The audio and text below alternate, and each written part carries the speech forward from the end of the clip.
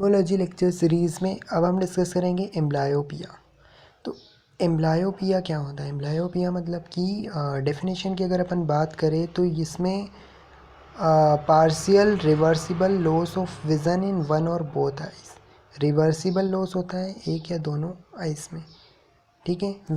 Partial, ठीक है, reversible loss of vision in one और both eyes is known as a amblyopia, for which no cause can be found by physical examination of the eyes. That is, there is absence of any organic disease of ocular media, retina and visual pathway. मतलब यहाँ पे कोई pathology नहीं रहेगी, कोई organic disease नहीं रहेगी, ठीक है। इसके अलावा पैथोजेनेसिस की बात करें तो एम्ब्लायोपिया कैसे होता है, प्रोड्यूस कैसे हुआ, ये सर्टेन एम्ब्लायोजेनिक फैक्टर्स होते हैं उनकी वजह से प्रोड्यूस होता है। मतलब कि critical period of visual development, जब डेवलपमेंट हो रहा था birth to 6 to 7 years of age, इस दौरान कुछ एम्ब्लायोजेनिक फैक्टर्स की वजह से एम्ब्लायोपिया डेवलप हुआ। During this period the visual pathway continues to develop and brain learns to interpret the signals that come from the eyes. If for any reason a young child cannot use one or both eye normally, then the vision is not developed completely and condition is called amblyopia. मतलब जब development हो रहा था birth से लगा के 6 to 7 year तक की एज में, तो इस पीरियड में क्या विजुअल पाथवे कंटिन्यू डेवलप हो रहा था, तो इसमें कुछ इंटरप्शन हो गया। तो इसकी वजह से यंग चाइल्ड में क्या, अगर वन और बोथ आइज में विज़न में क्या हो जाए या कोई भी कंडीशन ऐसी आ जाए जैसे कि वन और बोथ आई का विज़न जो लॉस हो जाए, तो उसको बोलते हैं एम्ब्लायोपिया, ठीक है। The most sensitive period for development of amblyopia is the first 6 month of life. जो फर्स्ट 6 month ऑफ लाइफ है ना, इसमें डेवलप होता है and it usually does not develop after the age of 6 to 7 years. 6 to 7 year के बाद ये develop नहीं होगा। क्यों नहीं होगा? क्योंकि डेवलपमेंट पहले ही हो चुका है और ये डेवलपमेंटल डिसऑर्डर है। एम्ब्लायोजेनिक फैक्टर्स कौन कौन से होते हैं, जैसे कि visual deprivation as occur in isometropia, light deprivation due to congenital cataract और abnormal binocular interaction, example strabismus. Strabismus हम आगे डिस्कस करेंगे। और विजुअल डिप्रिवेशन और लाइट डिप्रिवेशन, ठीक है। तो एनाइसोमेट्रोपिया हो गया या कंजेनाइटल कैटरैक्ट हो गया, तो इन सारे डिसऑर्डर्स की वजह से एम्ब्लायोजेनिक फैक्टर्स का रोल प्ले करते हैं। ये टाइप कितने होते हैं? स्ट्रैबिस्मस एम्ब्लायोपिया मतलब कि result from prolonged unilocular suppression in children with unilateral constant squint who fixate with normal eye। यहाँ पे स्ट्रैबिस्मस की बात चल रही है। इसमें क्या होता है कि यूनिलोकुलर सपरेशन हो जाता है चिल्ड्रंस में, ठीक है। यूनिलेटरल कॉन्स्टेंट स्क्वेंट बना रहता है उसकी वजह से, और स्क्वेंट जो है मोस्ट कॉमन काज है एम्ब्लायोपिया का। ये जो पहले हम स्ट्रैबिस्मस को डिस्कस कर लेते हैं ताकि ये आपको समझ में आता है। तो स्ट्रैबिस्मस जो है ये क्या होता है, इसी को स्क्वेंट कहते हैं। और इसमें क्या होता है कि जो नॉर्मली जो अपना विजुअल एक्सेस है दोनों आइज़ का वो पैरेलल रहते हैं एक दूसरे के, ठीक है, parallel to each other in the primary position of gaze and this alignment is maintain in all position of gaze. तो अगर इसका मिस अलाइनमेंट हो जाए विजुअल एक्सिस का, मतलब कि जो दो पैरेलल थे, ठीक है, दोनों visual axis two eyes are parallel थे, तो वो एक पोजीशन में थे, तो वो उसका मिस अलाइनमेंट हो जाए तो उसको ही बोलते हैं स्क्वेंट या स्ट्रैबिस्मस। अब आप समझ चुके हो। देन इसके बाद बात करते हैं स्ट्रैबिस्मस। इसका मेन पहला हमने पढ़ा स्ट्रैबिस्मस टाइप्स वाला, फिर दूसरा है स्टिमुलस डिप्रिवेशन एम्ब्लायोपिया। इसको एनोप्सिया या ओल्ड टर्म एम्ब्लायोपिया भी कहते हैं। इसमें क्या होता है कि develops when one I is totally excluded from seeing early in a life. एक आँख जो है उसमें इस तरीके की दिक्कत है। कंजेनाइटल और ट्रॉमेटिक कैटरैक्ट तो मेनली होता है और कंप्लीट टोसिस, ठीक है। और anisometropic amblyopia high degree of refractive errors, refraction की एरर्स की वजह से जो अपना वो एनाइसोमेट्रिया जो, तो उसकी वजह से, ठीक है, हमने पढ़ा था ना एनाइसोमेट्रोपिया, तो वो रिफ्रेक्शन का डिसऑर्डर है। तो 3 हमने देखे बेसिक। एक तो एनाइसोमेट्रोपिया, एक हमने देखा कैटरेक्ट की वजह से लाइट डिप्रेशन, और एबनॉर्मल बाइनोकुलर इंजेक्शन जिसमें स्ट्राबिस्मस।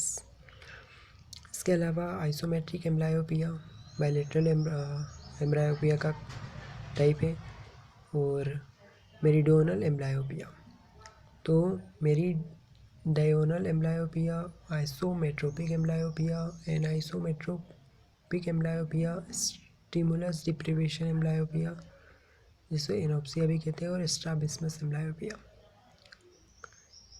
क्लिनिकल कैरेक्टरिस्टिक्स क्या क्या होते हैं इसमें? विजुअल एक्यूटी जो है वो रिड्यूस हो जाएगी, और इफेक्ट ऑफ न्यूट्रल डेंसिटी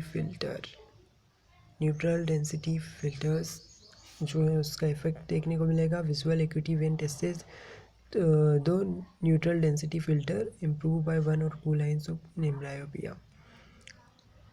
इसके अलावा क्राउडिंग फिनोमिना और फिक्सेशन पैटर्न और कलर विज़न, ये इसके एक लिए हैं। जैसे कि फिक्सेशन पैटर्न जो है वो सेंट्रल और एक्सेंट्रिक हो सकता है। कलर विज़न जो है वो क्या रहेगा, यूजुअली नॉर्मल, और डीप एम्ब्लायोपिया में कलर विज़न भी अफेक्टेड होगा। क्राउडिंग फिनोमिना एम्ब्लायोपिया का फीचर है, जिसमें क्या होता है, विजुअल एक्यूटी जो है वो लेस हो जाएगी when tested with multiple letter chart. Snellen chart से जब अपन लेटर्स को पढ़वाते हैं उसको, तो उसकी जो विजुअल एक्यूटी है वो कम हो जाती है, कम देखने को मिले, तो उसको बोलते हैं क्राउडिंग फिनोमिना। बहुत सारे लेटर्स लेके रहते हैं इसलिए क्राउडिंग फिनोमिना हो गया ये।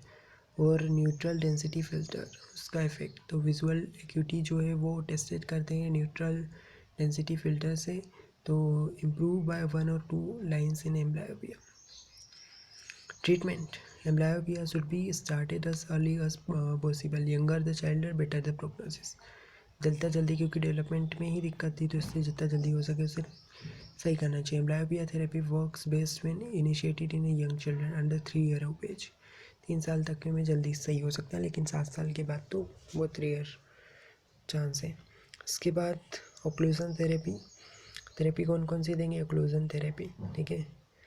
और इसके अलावा penalisation, that is a blurring of vision of normal आई,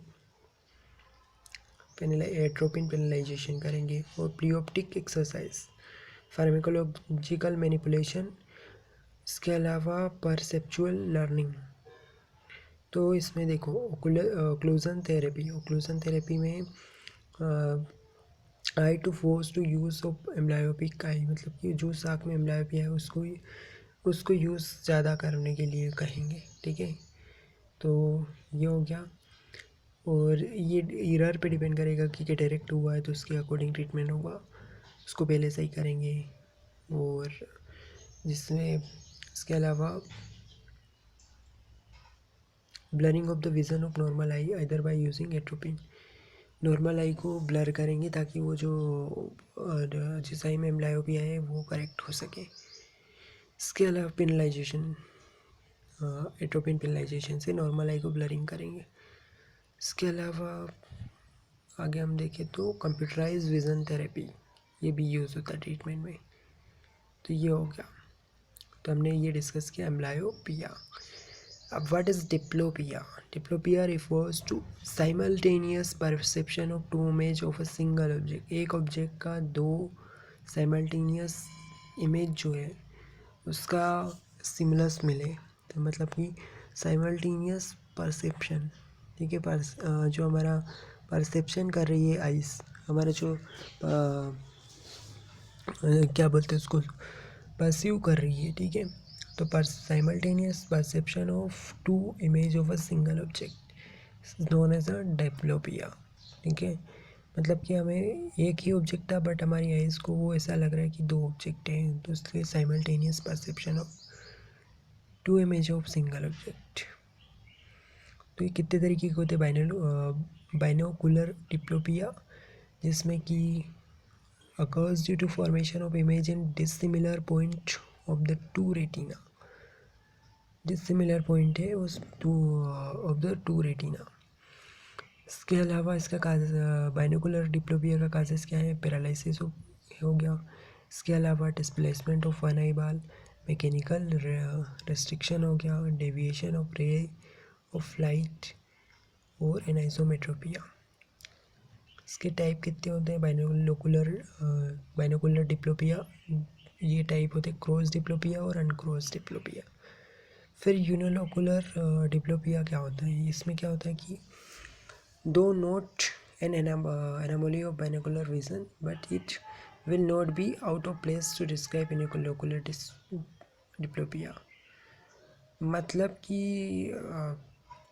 इसमें क्या होता है कि ऑब्जेक्ट जो है वो डबल अपीयर होगा फ्रॉम द अफेक्टेड आई। एक ही आई जिस आई में जो आई अफेक्ट होगी उसी में डबल देखेगा ऐसा।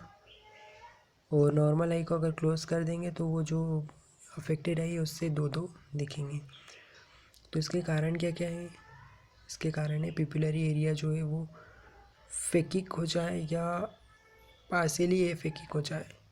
तो सब लग्जेटेड क्लियर लेंस में होता है ना एफेकिया वगैरह, तो उससे। इसके अलावा डबल पिपिल्स, इंसिपिटेंट कैटरैक्ट और केरेटोकोनस। ट्रीटमेंट क्या देंगे? काजेटिव डिसीज़ को ट्रीट करेंगे। और स्ट्रैबिस्मस हम पढ़ चुके हैं।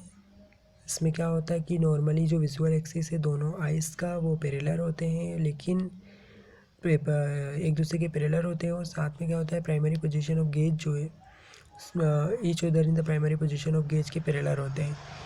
पर ये जो अलाइनमेंट है ये अगर डिस्टर्ब हो जाए, मिस अलाइनमेंट देखने को मिले तो इसको बोलते हैं स्ट्रैबिस्मस या स्क्विंट। कितने तरीके के होते हैं ये? अपीरेंट स्क्विंट या सूडो स्ट्रैबिस्मस, लेटेंट स्क्विंट, हेट्रोफोरिया भी बोलते हैं उसको, और मैनिफेस्ट स्क्विंट, इसको हेट्रोट्रोपिया। तो इसमें कॉन्कोमिटेंट स्क्विंट और इनकॉमिटेंट।